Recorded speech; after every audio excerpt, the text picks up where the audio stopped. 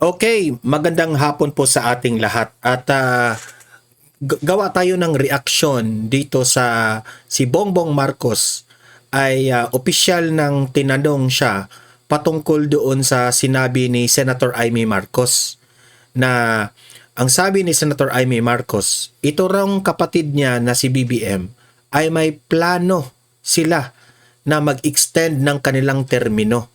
Kasi pinapalabas ni Senator Amy Marcos na ang anong tawag diyan 2031 pa raw. 28, 29, 30, 31. Yes, 2031 pa raw ang next election. Kasi there will be a term extension. So, nung tinanong una itong si Bongbong Marcos, nag-react lang siya sa kanyang mukha, 'di ba? Gumanon pa siya. Gumanon. Ngayon, talagang harap-harapan na siyang opisyal na tinanong ng mga reporters kung ano ang kanyang opinion dito sa term extension. Kasi po yung term extension, nakakatakot yan. Ayaw na natin ng isang Bongbong Marcos na presidente na mamuno pa natin, mag-extend pa tayo ng 3 years. That will be a disaster. Disaster talaga yan. Okay? So, tingnan natin kung ano ang comment ni Bongbong Marcos dito, ano ang kanyang reaction patungkol dito at magre-react tayo. Bago ang lahat, like and share this video guys, okay? Para kakalat ito sa taong bayan.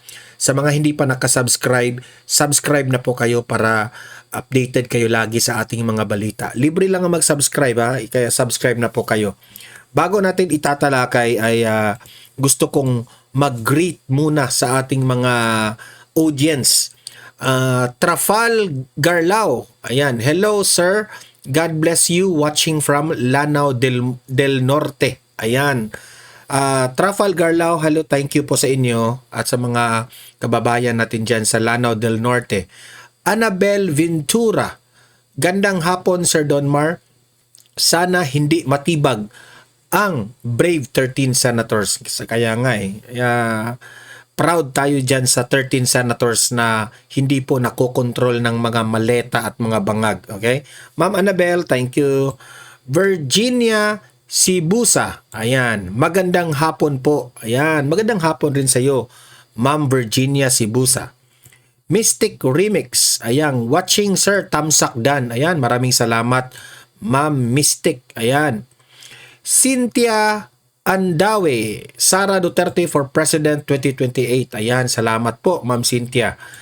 Annabel Ventura, ayan, Sir Donmar, halimbawa, kasuhan lahat ang majority, sino na lang ang tatayo dyan, yung minority na lang. Di syempre, hindi natin alam yan kung kakasuhan nila lahat yan. Di sila nang panalo. Sila na ang panalo, di ba? Kaya nga hindi nila makaya sa debate itong Brave 13. Paano 'yan? Kakasuhan na lang nila. So heto po. Atin pong pakinggan itong si Bongbong Marcos ang kanyang opinion sa sinabi ni Senator Amy Marcos na siya po raw ayon sa akusasyon ni Senator Amy na nagpaplano sila na mag-term extension. Wala raw eleksyon sa 2028, kundi sa 2031 na raw. Ito yung reaction ni Bongbong Marcos. Okay? Pakinggan po natin. You conniving with our House of Representatives and Senate for a constitutional assembly that would extend your term via no election scenario. You already addressed this earlier, Mr. President, by means of a facial expression only. May we officially get an explanation or comment on this issue? And can you elaborate on that eye roll? I don't know. Kasi nag-eye roll ka, di ba? Meaning to say, parang sinabi mo na fake news yung sinabi ng kapatid mo.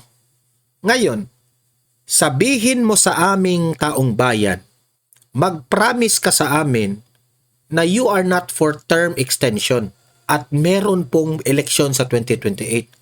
Patunayan nyo yan sa amin, Bongbong Marcos. Kasi kung hindi, halatang halata na. Diba? Ayaw.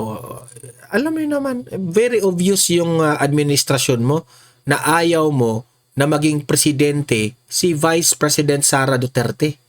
Should fire her staffer who gave her that information. Because, you know, fake news affects, hurts everyone. Not only those that fake news is attacking, but also those who are purveying that fake news, the purveyors of fake So meaning to say, para mo nang sinabi na fake news yung kapatid mo na si Amy Marcos. Okay ha? Fake news si Senator Amy. Meaning to say, you are not for term extension. Mag-promise ka ngayon sa taong bayan kasi kung mangyayari yan na walang eleksyon sa 2028, yari ka sa mga pinagsasabi mo kasi ayaw nang maniwala ng taong bayan sa mga pinagsasabi mo. Marami ka ng mga promises na hindi mo tinupad. Anong sinabi mo noon patungkol po sa ICC? Patungkol kay former President Duterte. Sabi mo, walang karapatan ang ICC para hulihin si Duterte dito sa Pilipinas in any way, shape, or form. Ano nangyari, Mr. President? Parang kinain mo lahat ng sinabi mo. Kasi you are desperate na makulong si Tatay Digong kasi alam mong threat si Tatay Digong. Sinungaling ka talaga? news are also damaged by this kind of so she should choose her sources of information that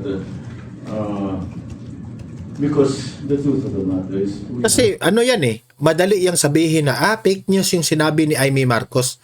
Pero hindi naman natin talaga alam na pinag-usapan nila yung term extension na yan.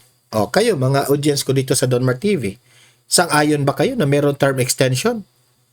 Kaya pa ba sa sikmura ninyo na 3 taon mamuno pa itong taong ito? Kaya pa ba sa sikmura ninyo?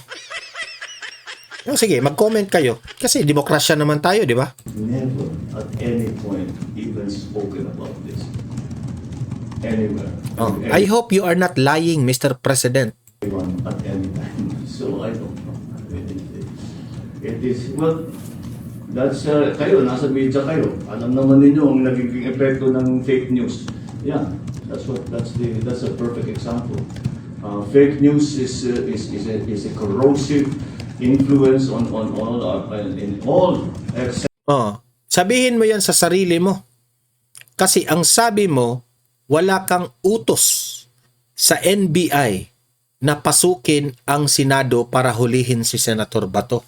Bakit, Mr. President, doon sa CCTV ng Senado, nagkalat doon ang NBI? So, sinong fake news ngayon? Ay, nako. sectors of society, in political, in economics, in actual human relations, etc. And if you're not part of the solution, you become part of the problem. Ikaw, part ka ng problema sa Pilipinas.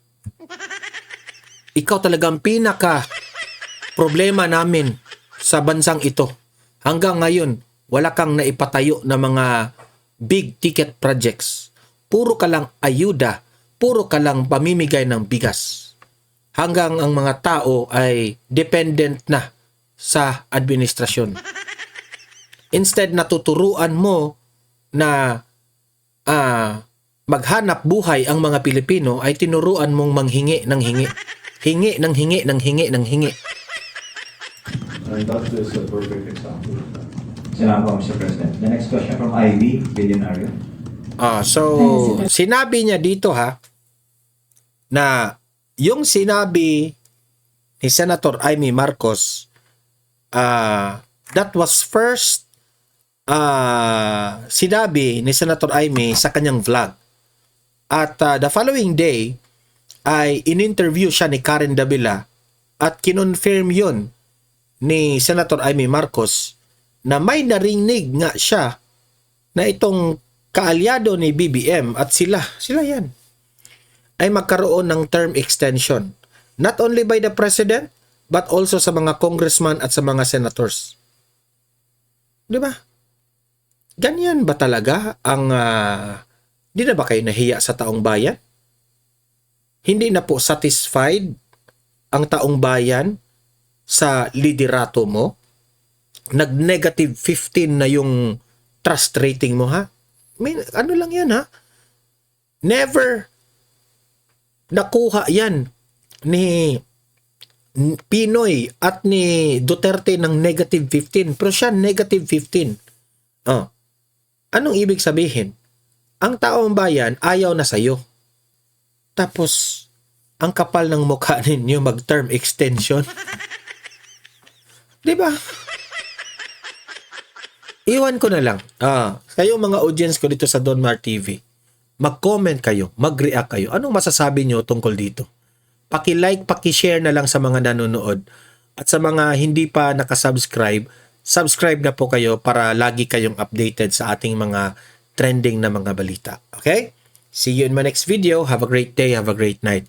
God bless po sa ating lahat. Mabuhay ang Pilipinas and God save the Philippines.